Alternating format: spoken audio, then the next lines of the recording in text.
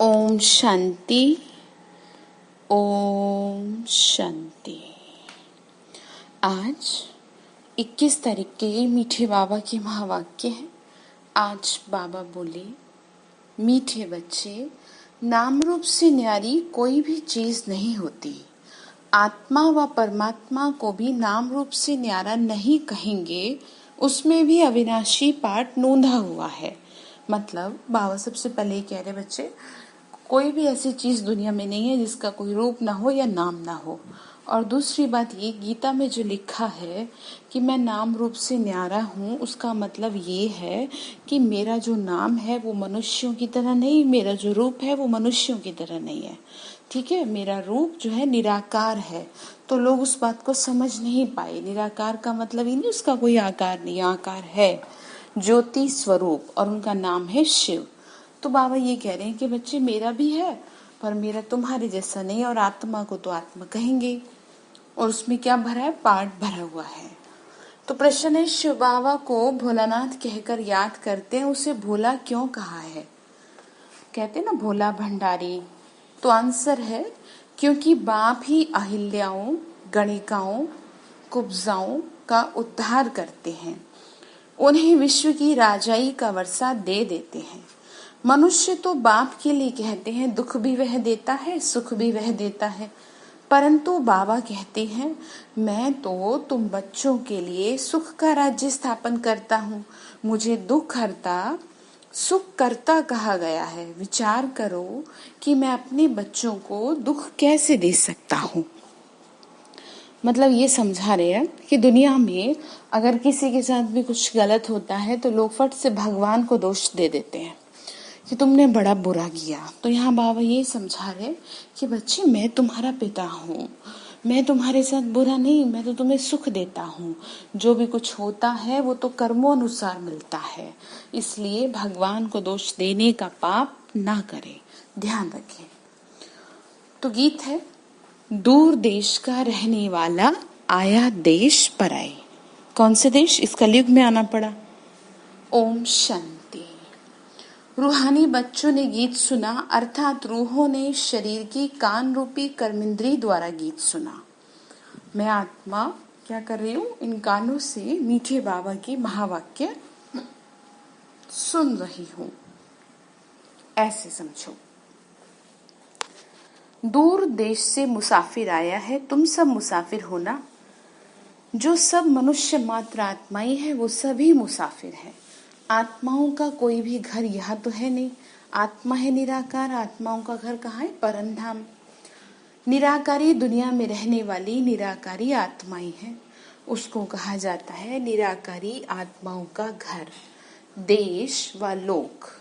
इसको जीव आत्माओं का देश कहा जाता है। इसको क्या कहते हैं? जीव आत्माओं का। और जो परम धाम है वो है हम आत्माओं का, यानी खाली आत्माओं का। यहाँ तो आत्मा शरीर के साथ आती है। तो बाबा ने कहा, तो निराकार से साकार बन जाती है, मतलब ज्योति स्वरूप है लेकिन शरीर धारण करती है तो उसको साकार कहेंगे। ऐसे नहीं कि आत्मा का कोई रूप नहीं है, रूप भी जरूर है, बता दिया ना, और नाम भी है। इतनी छोटी आत्मा में कितना पाठ बजाने का कितना रिकॉर्ड भरा हुआ है। कैसे देखो, 84 जन्मों की कहानी, सारा सब कुछ भरा है, संस्कार भरे हैं। रिकॉर्ड एक बार भर जाता है, फिर कितना भी रिपीट करो वही चलेगा। वैसे ही आत्मा शरीर के अंदर रिकॉर्ड है, मतलब रिकॉर्ड है, वो उसमें है ही, और उसी अनुसार उसके अंदर सारी चीजें रिकॉर्ड हैं। ठीक है, जैसे सीडी चलाते हैं, पहले चलाते थे पहले तो उसमें सब रिकॉर्ड रहता था। अब क्या है? अब छोटा सा क्या लगाते हैं? पेन ड्राइव लगाते हैं, उसमें सारा रिकॉर्ड भरा होता है। तो ऐसे ही आत्मा में सारा रिकॉर्ड भरा है, और आत्मा इस शरीर के अंदर रिकॉर्ड है। समझने की बात है। उसमें 84 जन्मों का सारा पाठ है। जैसे आत्मा निराकार है वैसे बाबा भी निराकार है। कहाँ कहाँ शास्त्रों में लिख दिया वो नाम रूप से न्यारा है, परंतु नाम रूप से न्यारी कोई वस्तु होती नहीं। आकाश भी पोलार है, नाम रूप तो है ना, हर चीज का नाम है। बगैर नाम के तो कोई भी चीज नहीं होती। समझा रहे हैं कि नाम तो होता ही है। ये शास्त्रों में लिख दिया लेकिन समझ नहीं पाए, बस लिख दिया, दुनिया पढ़ती गई, किसी के समझ में कुछ नहीं आया। तो इसीलिए बाबा को समझाने के लिए आना पड़ा। मनुष्य समझते हैं परमपिता नाम रूप से न्यारा है। अगर नाम नहीं तो रूप भी नहीं, देश भी नहीं, फिर तो कुछ भी नहीं हो सकता। बुलाते भी हैं दूर देश का रहने वाला परमपिता परमात्मा। अब दूर देश में आत्माएं रहती हैं। ये साकार देश है, इसमें दो का राज्य चलता है, राम राज्य और रावण का राज्य। बाबा क्या कह रहे हैं कि बच्चे यहाँ पर क्या है, देखो जैसे कि आपको ज्ञान मिला तो आप अच्छे कर्म करना चाहते हो, बाबा में मन लगाना चाहते हो, भगवान में, तो माया आपको खींचती है, रावण आपको खींचता है, इसलिए कहा। तो बाबा ने कहा ये बच्चों को समझाया गया है कि सतयुग से ईश्वरीय राज्य शुरू होता है। राम राज्य स्थापन करने वाला परमात्मा है, मतलब सतयुग। वह कभी रावण राज्य स्थापन न कर सके। बाप बच्चों के लिए कभी दुख का राज्य थोड़ी बनाएंगे। कहते हैं ईश्वर ही दुख सुख देता है, तो बाबा कहती है मैं बच्चों को दुख कैसे दे सकता हूँ। इस बात को हमेशा ध्यान रखिए जीवन में जो भी कुछ हो रहा है, ठीक है, बचपन से लेके और मृत्यु तक, इसमें भगवान का 1% भी रोल नहीं है। सब कुछ आप ही का किया हुआ आपके सामने स्पष्ट है। ये मैं नहीं कह रही, ये शास्त्र भी कहते हैं। हम भगवान को दोष देके अपने कर्म और खराब करते हैं। हाँ, बस इतना हो सकता, अगर आप उसे सच्चे दिल से याद करेंगे, उससे मदद मांगेंगे, अपने कर्म सही रखेंगे, तो वो आपके दुख को कम कर देगा, लेकिन खत्म वो भी नहीं कर सकता, क्योंकि जो किया है वो तो हमें मिलेगा ही। तो आज यही समझाया गया है कि मैं किसी को दुख नहीं देता, क्योंकि वो पिता है सबका। पिता कोई भी, चाहे किसी के साथ कैसा भी हो, लेकिन अपने बच्चों के लिए कभी कुछ गलत नहीं करते हैं, हमेशा अपने बच्चों के लिए अच्छे करते हैं हर माता पिता। तो बाबा भी तो हमारे पिता हैं, तो हमारे लिए कैसे दुख देंगे। तो बाप कहते हैं बच्चे बताओ मैं कैसे दुख दे सकता हूँ, मेरा तो नाम ही है दुख हरता सुख करता। शिव का जो मीनिंग निकल के आता है वो है कल्याणकारी, जो कि सबका कल्याण करते हैं। तो ये तो मनुष्यों की भूल है, ईश्वर कभी दुख नहीं देंगे। इस समय है ही दुख धाम, आधा कल्प रावण राज्य में दुख ही मिलता है, सुख की तो रत्ती भी नहीं है। सुख धाम में कभी दुख होता नहीं, मतलब स्वर्ग में कभी दुख नहीं होता, हमेशा सुखों से भरपूर रहते हैं। तो बाप स्वर्ग का रचयिता है, अभी तुम हो संगम पर। इनको नई दुनिया तो कोई भी नहीं कहेंगे, नई दुनिया का नाम ही है स्वर्ग। नई दुनिया का नाम क्या है? स्वर्ग। कोई उसे पैराडाइज कहता है, कोई उसे बहिश्त कहता है, कोई उसे सुखों की दुनिया कहता है, वहीं की हम तैयारी कर रहे हैं। तो वही फिर पुरानी दुनिया बनती है। नई चीज जब पुरानी खराब दिखाई पड़ती है तो पुरानी चीज को खलास किया जाता है। मनुष्य विश्व विकारों को ही सुख समझते हैं, उसे लगता है कि यही सब कुछ है। तो गाया भी जाता है अमृत छोड़ विष काहे को खाए। ग्रंथ में गुरु नानक के भी अक्षर हैं। अंशक चोर बाप की महिमा गाते हैं। अब बाबा समझाते हैं बच्चे, आप जो आकर करेंगे उससे भलाई होगा, ऐसे भगवान के लिए महिमा गाते हैं। नहीं तो रावण राज्य में मनुष्य बुरा कर्म ही करेंगे। सब कैसे कर्म करते हैं, सबके कर्म इस समय खराब हो रखे हैं, अगर कोई रोक टोकने वाला ना हो, ठीक है। नहीं तो सभी ऐसे कर रहे हैं, तो इसीलिए तो आकर के ज्ञान देना पड़ा। तो बाबा ने कहा कि बच्चे नहीं तो रावण राज्य में मनुष्य बुरा कर्म ही करेंगे, इसीलिए ये सब कुछ किया जाता है। भाई बच्चों पाप कर्मों से, क्योंकि अभी तो कर लेंगे, प्रॉब्लम तब होगी जब इसका परिणाम सामने आएगा। बाप ही आकर मूत पलीती कपड़े धोते हैं, ग्रंथ में बहुत लिखा हुआ है। सिंधी लोग ग्रंथ रखते हैं, अब यह तो कोई सिख धर्म वाले हैं नहीं, यह तो है ही आदि सनातन देवी देवता धर्म की। हम कौन सी आत्माएं हैं? देवता धर्म की। सिखों का है गुरु नानक, उनको दाढ़ी बाल थे तो सब सिखों को दाढ़ी बाल होने चाहिए। तो आजकल तो दाढ़ी रखते नहीं, बहुत फैशनेबल बन गए हैं, नहीं तो फॉलो करना चाहिए। तो बाबा ने कहा, मतलब बता रहे हैं बाबा की जिसको जिसके जैसे धर्म में होता है, लेकिन फैशन की वजह से उसको नहीं अप्लाई करते कई लोग। तो हम गुरु नानक के फॉलोअर्स हैं, तो जो है उनके लिए मतलब बाबा कह रहे हैं तो गुरु नानक को फॉलो करना चाहिए। ये तो बच्चों को अभी पता पड़ा है कि गुरु नानक को 500 वर्ष हुए, फिर कब आएंगे तुम झट बताएंगे। कोई से भी पूछो ये तो बताओ कि गुरु नानक कब आएंगे। बाबा कह रहे हैं बच्चे तुम देखो, तुम दुनिया में सब तरह के लोगों से जुड़े हो, तो ज्ञान की चर्चा किया करो, कुछ जानने की, लोगों से कुछ सीखने की कोशिश किया करो। फिर उनकी बात सुनने के बाद कुछ ज्ञान की छींटे मार दिया करो, मतलब कुछ ना कुछ अच्छी बात सुना दो, ज्ञान सुना दो। पहले सुनना है लेकिन, ठीक है, तभी तो आपकी कोई सुनेगा। तो फिर बाबा ने कहा कि बच्चे देखो, तो गुरु नानक कब आएंगे, तो कहेंगे उनकी आत्मा तो ज्योति ज्योत समा गई। आएंगे फिर कैसे, तो तुम कहेंगे आज से 4500 वर्ष बाद गुरु नानक फिर आएंगे, क्योंकि 5000 का जो चक्र है उसमें ये बात स्पष्ट रूप से समझाई हुई है। इसीलिए कोर्स को अच्छी तरह करना चाहिए, जिससे कि ये सारी चीज़ें आपकी बुद्धि में बैठ जाएं। तो तुम्हारी बुद्धि में सारे वर्ल्ड की हिस्ट्री, ज्योग्राफी चक्र लगाती रहती है।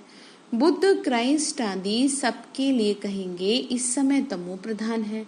सब कैसे हैं, कब्र दाखिल हैं। किस में पड़े हैं, विकारों में पड़े हैं। इसको कयामत का समय कहा जाता है। ये कौन सा समय चल रहा है, कयामत का, क्योंकि सब कब्र दाखिल हैं, विकारों की वशीभूत हैं। सब मनुष्य मात्र जैसे मरे पड़े हैं। दिखने में सभी जीवित दिख रहे हैं, लेकिन वास्तव में अंदर से सब मरे पड़े हैं। इसीलिए तो उसको आना पड़ता है फिर। तो बाबा ने कहा सबकी जोत जैसे बुझी हुई है, बाप आते हैं सबको जगाने। बच्चे जो काम चिता पर बैठ भस्म हो गए, उन्हों को अमृत वर्षा से जगाकर साथ ले जाएंगे। माया ने काम चिता पर बिठाए कब्र दाखिल कर दिया, सो गए हैं। तो अब बाप अमृत छकाते यानी पिलाते हैं। कौन सा अमृत, ये ज्ञान का अमृत। अमृतसर नाम इसलिए रखा है, लेकिन वो समझते नहीं है कि कौन सा अमृत। उन्होंने पानी को अमृत बताया, वास्तव में अमृत ज्ञान को कहा जाता है। बाप आकर अमृत छकाते, मतलब चखाते हैं ना, ज्ञान सुनाते हैं, देते हैं। अब कहाँ ज्ञान अमृत और कहाँ पानी की बात। सिख लोगों का बड़ा दिन होता है तो बड़ी धूमधाम से क्या करते हैं, जो तालाब होता है वो उसको साफ रखते करते हैं, मिट्टी निकालते हैं। इसीलिए नाम रखा है अमृतसर, अमृत का तालाब। अब गुरु नानक साहिब तो कोई ज्ञान के सागर है नहीं, उसने भी बाप की महिमा की। इस बात से ये कंक्लूजन निकल के आता है कि जितने भी धर्म गुरु हैं, किसी ने नहीं कहा कि हम भगवान हैं, लेकिन हमने जो गलती करी वो ये करी कि भगवान को तो रख दिया साइड में और इन्हों को भगवान बना दिया।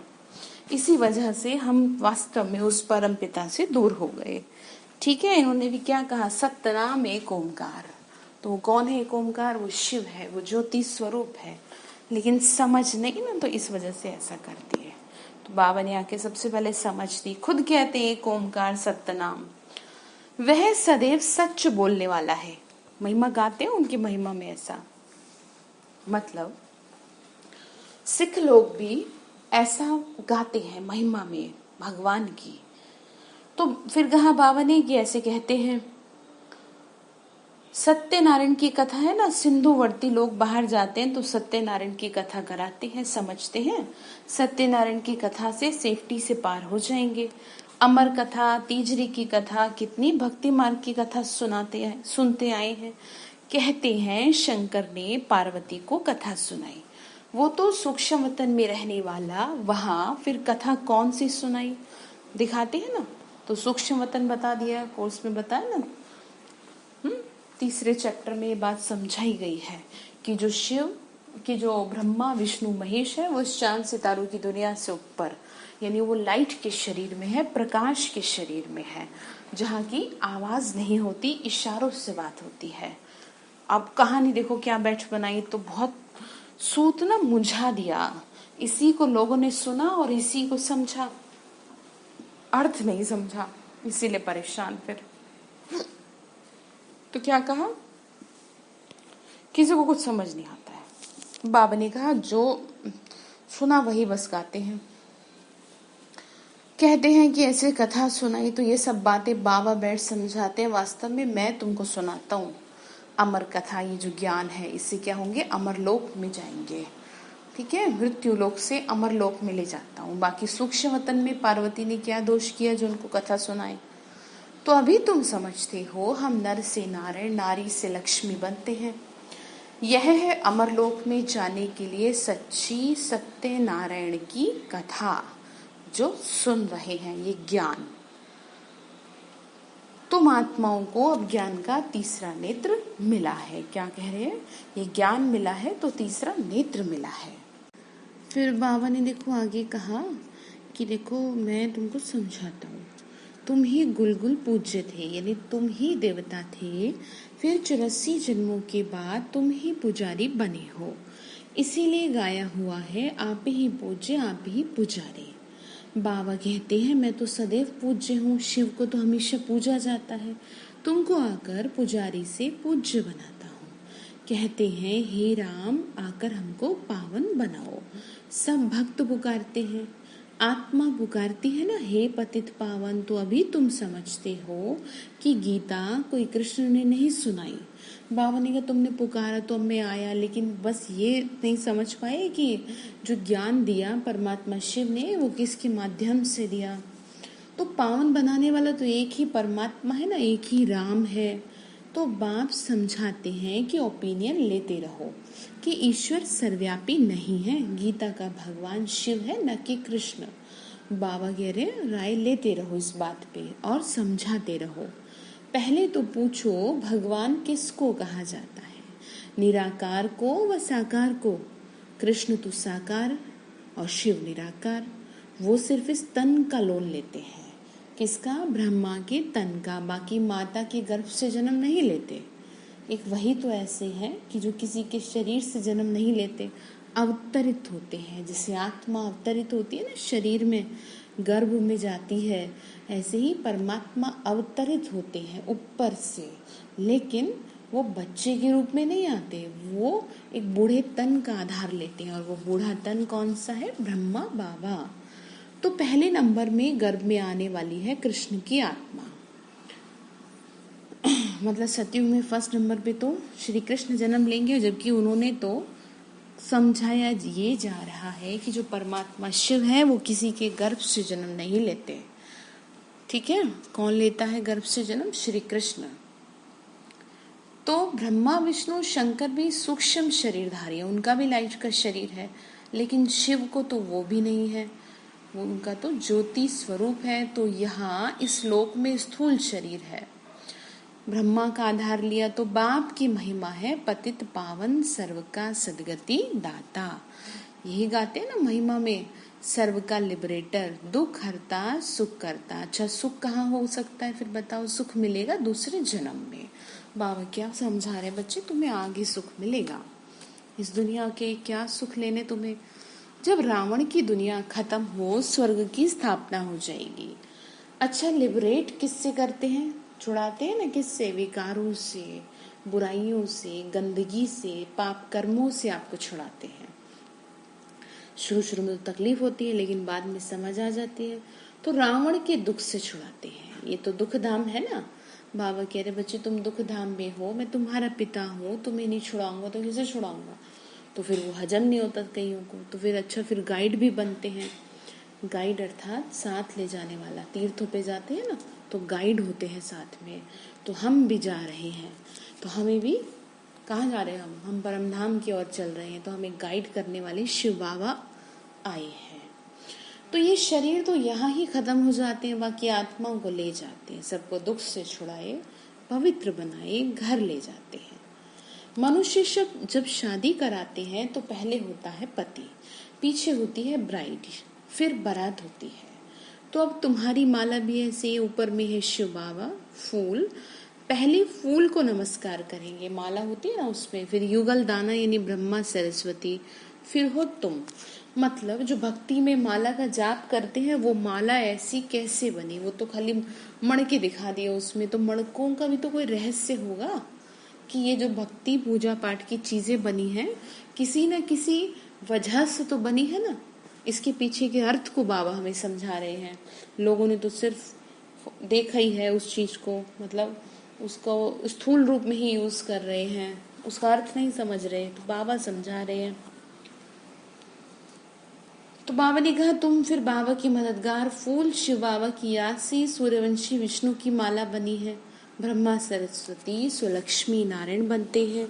देवता क्षत्रिय फिर शूद्र से ब्राह्मण बन ये नॉलेज लेकर लक्ष्मी नारायण बनते हैं। बाबा क्या कह रहे, देखो तुम देवता थे, कैसे तुम गिरते गिरते फिर इतने गिर जाते हो, फिर मुझे आना पड़ता है तुम्हारे को ज्ञान देने के लिए, देवता बनाने के लिए। तो ये माला उन्हों की बनी हुई है। ये ब्रह्मा सरस्वती ही राजा रानी बनेंगे, उन्होंने मेहनत की है तभी तो पूजे जाते हैं।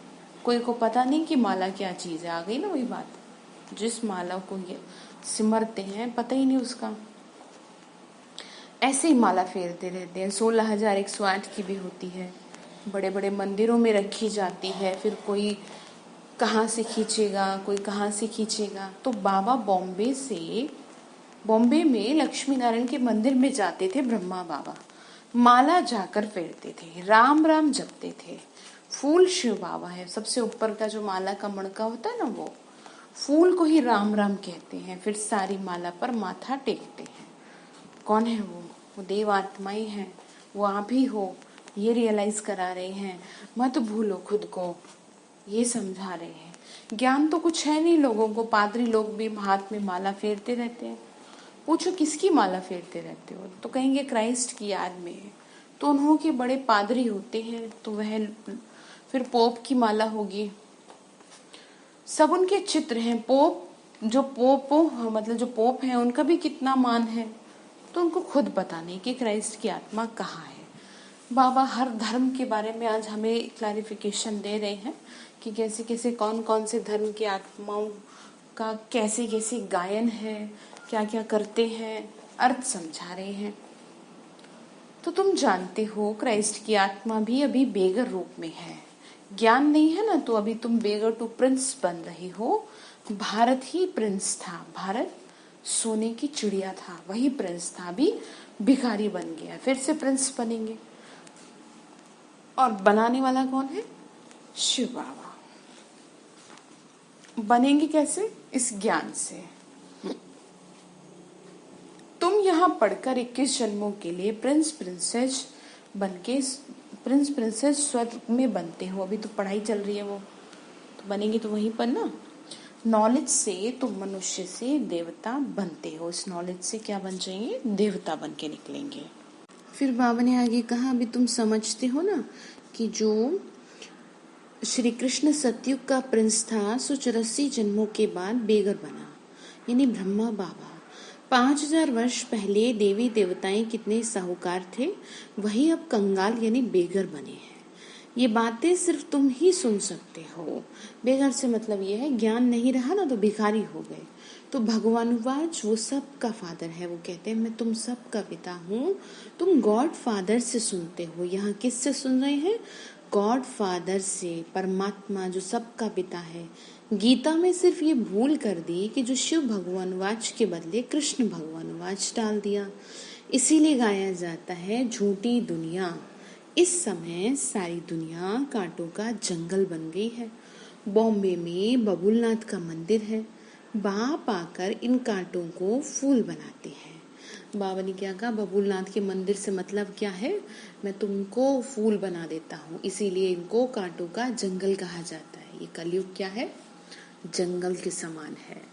तो सतयुग को गार्डन ऑफ अल्लाह कहते हैं, भगवान का बगीचा। तो वही फ्लावर्स कांटे बन जाते हैं। जो फूल हैं, बच्चे हैं भगवान के, वही कांटे बन जाते हैं। फिर कांटों से फिर फूल बनते हैं।